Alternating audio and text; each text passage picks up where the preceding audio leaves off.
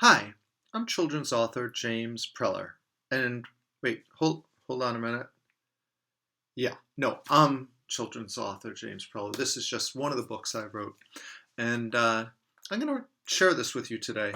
But I thought it'd be fun. Here we are with a worldwide illness going around, COVID-19, and a pandemic. And what's better during a pandemic than a scary story or a zombie takeover of some kind? So I thought I would just today I would read some of this book from my Scary Tales series. I've written 6 books in the Scary Tales series.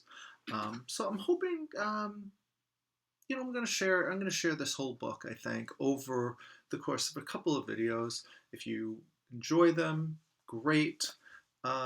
The thing about scary tales, scary, anytime you write a scary story, is you have to decide as the author, like, how scary am I going to make it? You know? Um, and I don't want to disappoint any of you guys out there. And I want you to know that nobody gets murdered in my books. Okay, I know it's gonna bum some. I can hear you groaning. I can hear you groaning already. Um, but I just decided that really with these stories, what I wanted to do was focus on suspense. The doorknob slowly turned. That feeling, that twisting feeling in your stomach. That's really what I'm going for with this series. And no, I don't have people jumping out of closets with hatchets and chopping bodies up into little bits. I don't do that. Not that there's anything wrong with that. It's just not where I'm going here.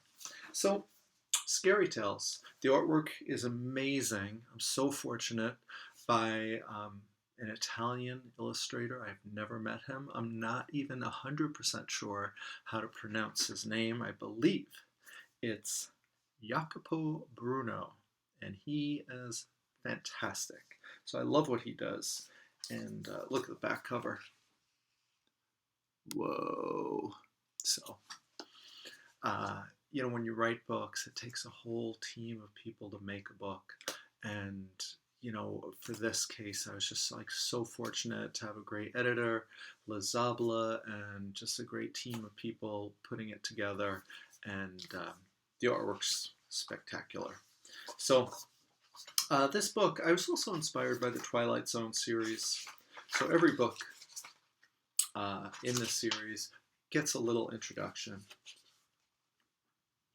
In the gathering dark of autumn twilight, 3 students enter a near-empty elementary school. They hustle to fetch forgotten things, books, assignments, basketball sneakers. They are not friends. They scarcely know each other. But they will soon be trapped inside, doors chained, locked shut. In the basement, a mysterious night janitor waits. And outside, moving in the mist, dark shapes shuffle closer, ever closer. I'm looking at myself in the in the mirror, and I'm like, I gotta comb my hair one of these days. The thing with working at home and just staying, sheltered inside is like, why comb my hair? Why even bother? So it's bad, but we're all friends here, right? Who cares? Chapter 1, trapped, and there's a little bit of artwork there. Carter Novak pulled hard on the school front doors. He pushed, tugged again, and pounded on the door with the side of his fist. What the heck? Thick chains were wrapped around the handles. A heavy master lock sealed the deal. Carter was locked inside, trapped in Buzz Aldrin Elementary on a Friday night. He yanked again on the front doors. The clatter echoed in the corridors, bouncing off pale green walls and tiled floors. A girl in jeans and a North Face jacket stood watching him. Her name was Esme. She was tall and string bean thin and wore a frown. Esme cleared her throat. Carter turned his head to look at her. What? You'll break it, Esme said. Are you my mother? Carter asked. What? I asked, are you my mother? Because if you're not, then you can stay out of my business, Carter said. Esme's lips tightened to a narrow line. She didn't know Carter, but she knew his type, boys who made rude jokes and interrupted in the classroom.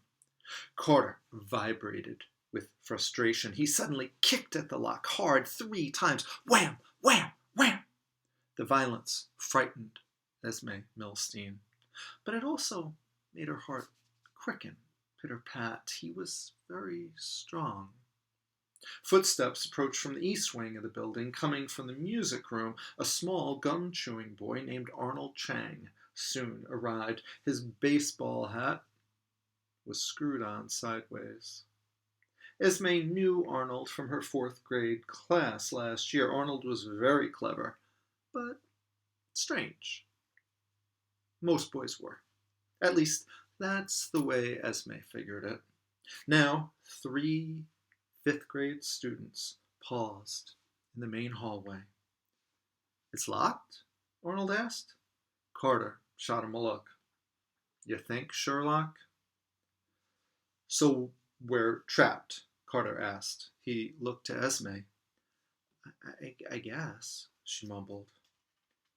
There's got to be another way out, Carter announced. He stormed off in the direction of the library and the K2 classrooms. Esme sucked on a strand of hair. Do you have a phone? She asked Arnold. At home, he answered. You? I'm not allowed. Esme corrected herself. I don't have a phone, not at the moment. A smile snuck across Arnold's face. Not at the moment, he repeated. Esme ignored Arnold's tone. Where are all the teachers? Arnold glanced at the wall clock. It's nearly 6 o'clock on a Friday night. They've probably all gone home by now. With a dip of his left shoulder, he let his backpack drop to the floor with a thud. The top part of a skateboard poked out. I cruised by to get some books, he said. I was surprised the place was even open. The sound of rattling chains came from around the corner, followed by a scream. Arnold didn't wait. He scooped up his backpack, leaped on the skateboard, and pushed off down the hallway. Chapter 2. No Wi-Fi. There's the art. We introduce some crows at this part of the story. Esme caught up with the boys outside the library. Locked! Carter fumed. The muscles in his neck twitched. Every door, it's the same thing. Chains and locks. Chill, dude, Arnold said, laughing. We'll figure it out. Esme tried the library door. It opened. Don't worry, we can use the phone. Carter nodded. Arnold rolled forward on his skateboard. You know those aren't allowed in school, Esme said. Skateboards are against the rules. A look of disbelief passed between Arnold and Carter. Was she for real? Esme extended a long arm across the doorway, blocking their path. Seriously? Arnold asked.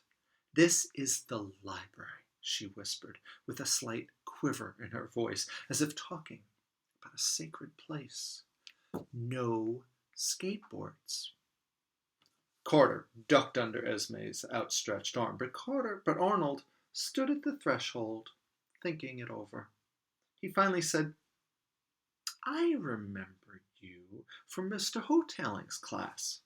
We called you Little Miss Perfect.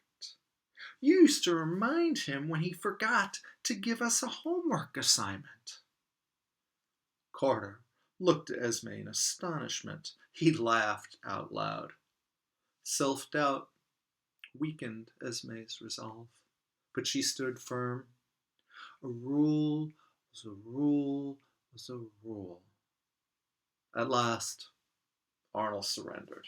He left his skateboard in the hallway. Esme stepped aside. Carter tried the phone on the desk. No ringtone, he said. It's dead.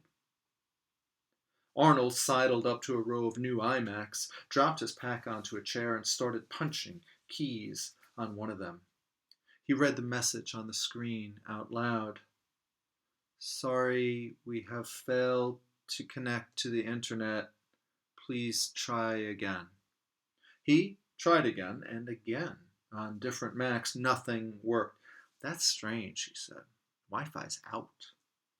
Esme drifted toward the main windows, which offered a view of a small interior courtyard. She watched as crows alighted on the ground, one after the other. The black birds seemed agitated. They screeched and nipped at each other with sharp beaks. Fog hung in the air as thick as soup. We could smash one of these windows, Carter suggested. He picked up a chair as if ready to hurl it. Dude, hold up, Arnold said. Let's think about this a minute. The chains were put on from the inside, right? Somebody has to be in the building. The night janitor, Carter agreed. Yeah, he probably just didn't realize we were here, Arnold reasoned.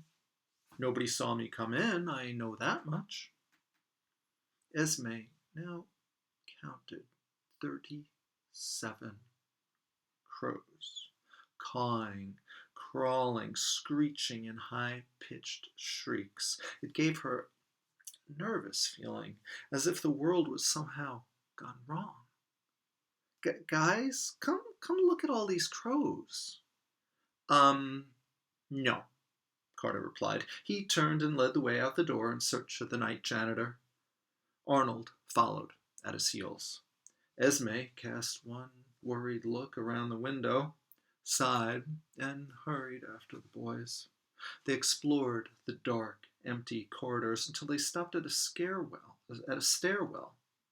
that led to the basement. I've been in this school for 5 years, but I've never seen these stairs before, Arnold said. Esme had no memory of seeing them either. It's bizarre. I don't think... What's the big deal? Carter interrupted. It's a stairway. So what? A faint tapping came from below. It was followed by a rumbling, hacking cough. A cold draft rose up from below and brushed up against Esme's legs like a cat. She shivered as if touched by something evil. Carter took a couple of wary steps downstairs, then stopped. Perhaps he felt the same chill in his bones. He looked up to Arnold and Esme, who remained rooted where they were. You coming? I'm going to stop here. What's down there in the basement? We'll find out. Hopefully you come back and when I have the next chapters up. All right. Bye-bye. And I'm going to comb my hair. Next time I'm going to comb my hair. I'm going to look better. I'm going to get all dressed up for you guys because I'm sorry. I apologize. It's a disgrace. If I'm going to be a big deal children's book author, I'm going to have to start using a comb. There's no question about it. All right. Bye-bye.